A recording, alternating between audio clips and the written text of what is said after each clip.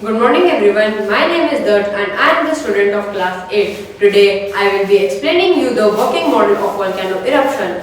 So first of all, we need to know that how a volcano gets erupted. First, formation of magma takes place. Second, the time when magma rises through the earth's crust, it creates magma chamber beneath the volcano. Magma rises at a very high speed and this leads to the eruption of volcano. Now in this project, we have replaced magma with baking soda, vinegar and food coloring. Now I will first pour some baking soda.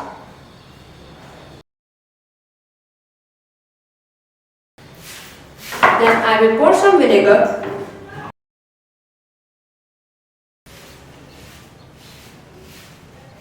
Now as you can see that our volcano is erupted, therefore our experiment is completed. Thank you.